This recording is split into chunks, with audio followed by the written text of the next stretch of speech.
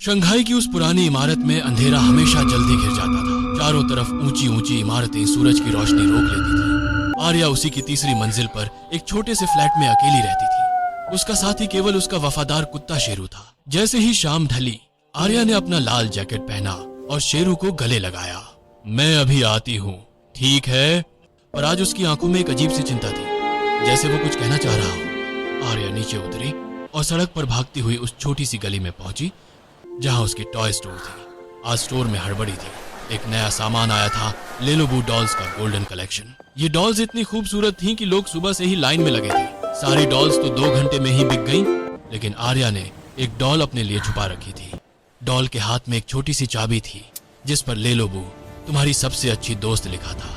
आर्या ने उसे सुनैना नाम दिया। उसने उसे अपनी शेल्फ पर अपने बिस्तर के सामने एक खास जगह पर बैठाया और शेरू को यह बिल्कुल पसंद नहीं आया। जैसे ही आर्या ने डॉल शेल्फ पर रखी, शेरू जोर से भौंकने लगा। उसने कभी किसी खिलौने पर ऐसी प्रतिक्रिया नहीं दी थी। वो पीछे हट गया, उसके बाल खड़े हो गए। आर्या ने सोचा, शायद नया खिलौना देखकर घबरा गया है, इसे 2-3 दिन लगेंगे। पर उस रात जब आर्या सो रही थी, उसे लगा कोई उसे बार बार छू रहा है। एक ठंडी कठोर उंगली उसके गाल पर फिर रही थी। आंख खोलकर देखा तो कमरा अंधेरा था, पर शेल्फ पर बैठी सुनैना की आंखें हल्की सी चमक रही थी और वो अब आर्या की तरफ देख रही थी। पहले तो वह दूसरी दिशा में देख रही थी। आर्या ने करवट बदली। मैं सपना देख रही हूँ, उसने खुद से कहा। पर अगले दिन से अजीब घटनाएं शुरू हो गईं। आर्या को तेज सिरदर्द होने लगा, जैसे कोई उसकी खोपड़ी के अंदर हथौड़ा मार रहा हो।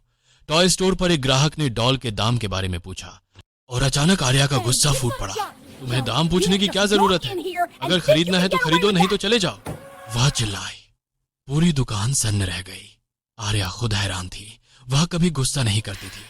बॉस ने उसे डांटा और 1 हफ्ते की छुट्टी दे दी। तुम आराम करो, तुम सही नहीं लग रही। घर आकर उसने देखा सुनैना अब शेल्फ पर नहीं बल्कि उसके तकिए के बगल में बैठी थी। शेरू दरवाजे पर खड़ा उसकी तरफ गुर्रा रहा था। ये कैसे हुआ? आर्या ने सोचा, शायद उसने रात में ही बिस्तर पर रख दी होगी, पर उसे याद नहीं था। उसने डॉल को वापस शेल्फ पर रख दिया। उस रात आर्या ने सपना देखा, एक लाल रंग का, आंखें नहीं, चेहरे पर सिर्फ एक बड़ा सा मुंह वाला शैतान उसके पीछे भाग रहा था। वह शंघाई की गलियों में भाग रही थी, पर हर मोड़ पर वही डॉल सुनैना खड़ी मुस्कुरा रही होती। वह चिल्लाई, शेरू बचा मुझे! और तभी उसकी आंख खुल गई। सामने उसके सीने पर सुनैना बैठी थी। उसके चेहरे पर अब वह प्यारी मुस्कान नहीं बल्कि एक डरावनी टेढ़ी हंसी थी। आर्या ने डर से उसे पलंग से दूर फेंका। डॉल दीवार से टकराई और नीचे गिरी। शेरू दौड़कर आया और उसने डॉल के टुकड़े टुकड़े कर दिए। गुर्राते हुए उसे चबाने लगा। आर्या ने टुकड़े एक काली पॉलीथीन में भरे और कूड़ेदान में फेंक दिए। अब सब ठीक हो जाएगा, उसने खुद को समझाया। दिल जोर जोर से धड़क रहा था। पर अगली सुबह जब आर्या उठी तो वही डॉल फिर से शेल्फ पर थी, बिल्कुल नई जैसी, एक खरोंच तक नहीं।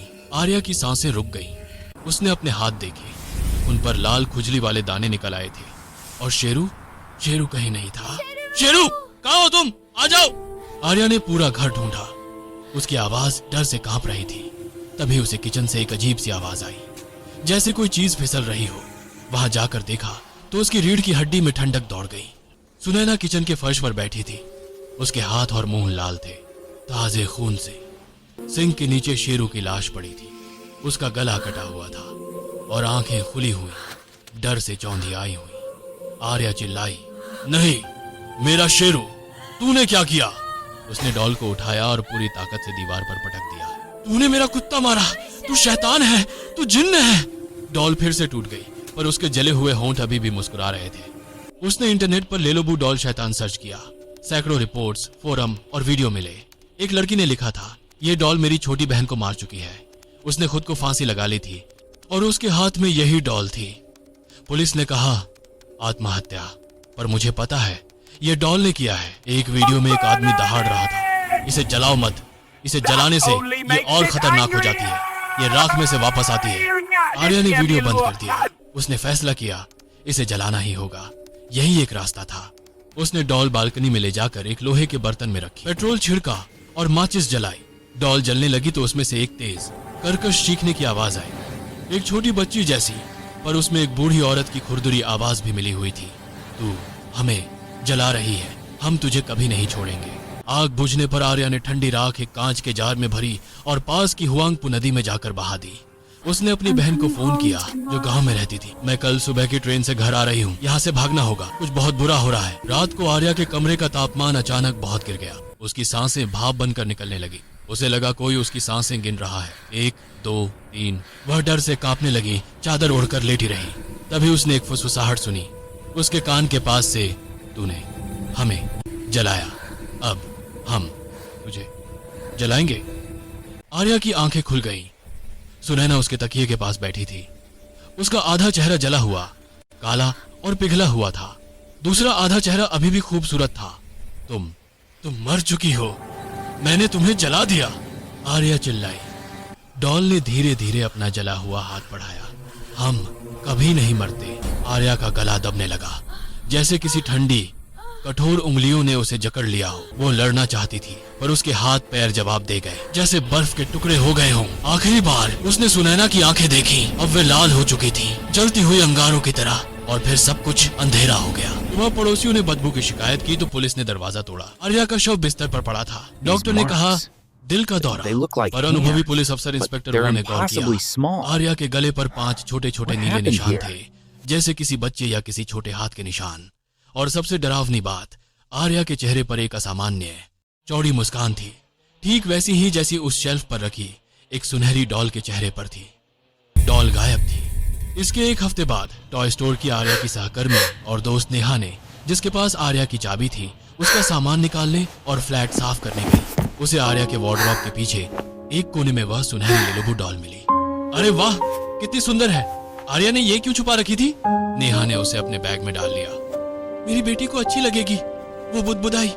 उस रात जब नेहा सोने की तैयारी कर रही थी, उसके फोन पर एक अजनबी नंबर से मैसेज आया, तुमने मेरी डॉल चुराई है, वो तुम्हारी नहीं है, वो तुम्हें मार देगी, जैसे उसने मुझे मारा। पर जब उसने अपने बैग से डॉल निकाल कर देखा तो उसकी सांसें रुक गई। डॉल की नीली आंखों से एक लाल तरल बह रहा था, खून की एक आंसू। और डॉल का सिर अब धीरे धीरे नेहा की तरफ घूम गया था। नेहा ने डर से डॉल को अलमारी में फेंका और दरवाजा बंद कर दिया। रात भर वो अलमारी से खरोंचने की आवाज सुनती रही। सुबह उसने देखा अलमारी का दरवाजा खुला था और डॉल उसके बिस्तर पर बैठी थी। उस दिन ऑफिस में नेहा का दिमाग नहीं लगा। वह बार बार आर्या के फ्लैट के बारे में सोचती। लंच के समय उसने पुराने अखबार निकाले। आर्या की मौत की खबर छोटी सी थी, पर उसके नीचे एक और पुरानी खबर थी। टॉयना को इस तरीके समझा की, फैक्ट्री में आग, 50 मजदूरों की मौत।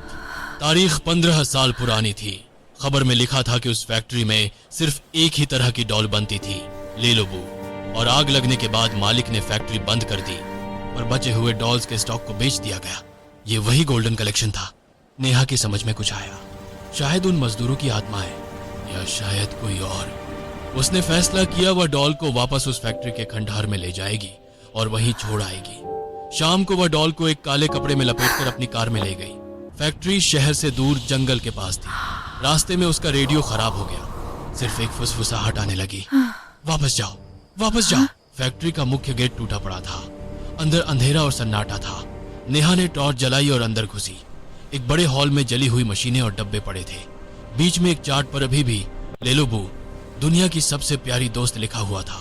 ने कांपते हाथों से डॉल निकाली और एक टूटी टेबल पर रख दी। यही रहो, हमें परेशान मत करो, उसने कहा।